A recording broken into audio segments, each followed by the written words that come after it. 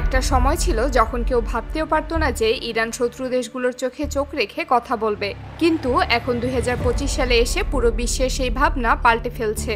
কারণ ইরান একের পর এক এমন সব টেকনোলজি সামনে আনছে যা তাদের মতো একটি দেশ থেকে কল্পনা করাও যেত না। আর এবার তারা যা করেছে তা যেন সিনেমার মতোই অবিশ্বাস্য। 70 বছরের পুরনো যুদ্ধ বিমানকে আবার বের করেছে। এই বিমানটা 90-এর দশকে ইরানের সামরিক ইতিহাসে কিংবদন্তি ছিল। বহু সফল মিশনে অংশ নিয়েছিল, তারপর সময়ের সাথে সাথে সেটাকে অবসরে পাঠানো হয়। কিন্তু এখন এত বছর পর হঠাৎ করেই আবার সেই পুরনো বিমানকে বিশাল বহর নিয়ে আকাশে উঠতে দেখা গেছে।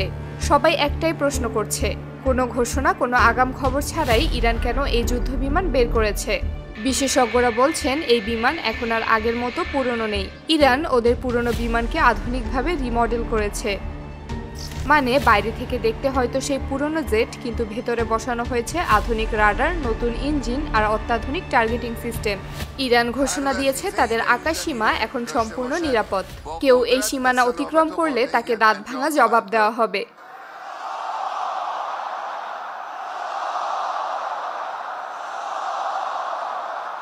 এই বিমানে বসানো হয়েছে রাডার জ্যামার সিস্টেম এবং C3 টার্গেটিং লকিং সিস্টেম, মানে শত্রুর স্যাটেলাইট বা ড্রোনের সিগন্যাল একদম ব্লক করে দিতে পারে। শুধু তাই নয়, একসাথে 9টা টার্গেট লক করে একসাথে আক্রমণ চালাতে পারবে এই বিমান।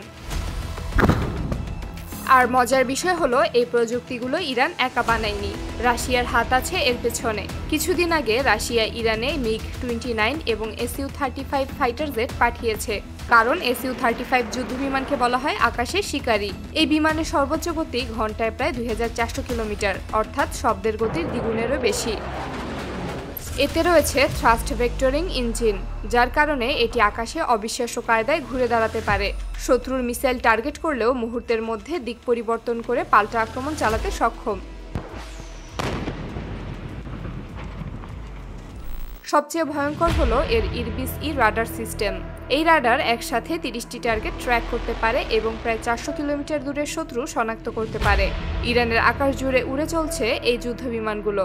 এমন বিমান যদি ইরানের আকাশে উড়ে বেড়ায় তাহলে ইসরায়েলের মতো দেশের টেনশনে পড়ে যাওয়াটা স্বাভাবিক। ইসরায়েলের প্রতিরক্ষা মন্ত্রণালয় বলছে এই জেট আন্তর্জাতিক আইনের লঙ্ঘন। বিশেষজ্ঞদের ধারণা ইরান তাদের পুরনো বিমানকে রাশিয়ার টেকনোলজি দিয়ে আপগ্রেড করেছে, কারণ এই ইরানি জেটের ইঞ্জিন আর MiG-29 এর ইঞ্জিন একদমই একই রকম। এখন প্রশ্ন হচ্ছে, ইরান কি কিছু বড় পরিকল্পনা করছে? অনেকে বলছে এটা কেবল শুরু। ইরান হয়তো তাদের মিসাইল প্রোগ্রামকেও আরও শক্তিশালী করছে, হয়তো তাদের ড্রোন টেকনোলজি আরেক লেভেলে নিয়ে যাচ্ছে, হয়তো তারা এমন কিছু তৈরি করছে যা এখনো কেউ জানে না। যখন ইরান তাদের পুরনো যুদ্ধ বিমান দিয়ে মহড়া শুরু করলো তখন সেটা কোনো সাধারণ প্রদর্শনী ছিল না, সেটি ছিল একরকম ঘোষণা, আমরা প্রস্তুত। ইসরায়েল ভালো করেই জানে ইরান এগুলো কেন করছে, কাদের দেখানোর জন্য করছে।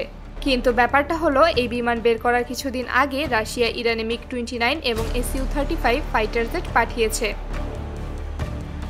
এই ফাইটার জেটগুলো দেখার পরই ইসরায়েল বেশ কয়েকটি সংবাদ সম্মেলন করেছে। এখানে বড় একটা গেম খেলছেন পুতিন, কেননা ইসরায়েলের হাতে থাকা ফাইটার জেটগুলোকে নাকানি চুবানি দেওয়ার জন্য রাশিয়ার এই যুদ্ধ বিমানগুলোই যথেষ্ট। কিন্তু অনেকেই ধারণা করছে ইরানের বের করা এই বিমানে যে টেকনোলজি বসানো হয়েছে সেগুলো রাশিয়া থেকে এসেছে। আমেরিকা, ইসরায়েল সহ মধ্যপ্রাচ্যে এই নিয়ে ব্যাপক তোড়জোড় চলছে। ইরান কি কোনো কিছুর প্রস্তুতি নিচ্ছে, এটা কেউই বুঝতে পারছে না। সবথেকে বড় চিন্তার ব্যাপার হলো ইরান আর কি মডিফাই করছে। তাদের হাতে কি এমন আরও কিছু যুদ্ধবিমান আছে? ইরানের এই যুদ্ধবিমানের মহড়া দেখলেই বোঝা যায় ইরান এখন আর চুপি চুপি কোনো কাজ করছে না। হয়তো গোপনে তারা তাদের মিসাইল প্রোগ্রাম আরও উন্নত করছে, হয়তো তাদের ড্রোন প্রযুক্তি বা যুদ্ধবিমানের টেকনোলজি আরও আপগ্রেডেশনের কাজ চলছে। এগুলোর কোনো কিছুই এখনো বোঝা যাচ্ছে না। তবে সময় হলে ইরান ঠিকই তার শত্রু দেশগুলোর সামনে এসে দাঁড়াবে।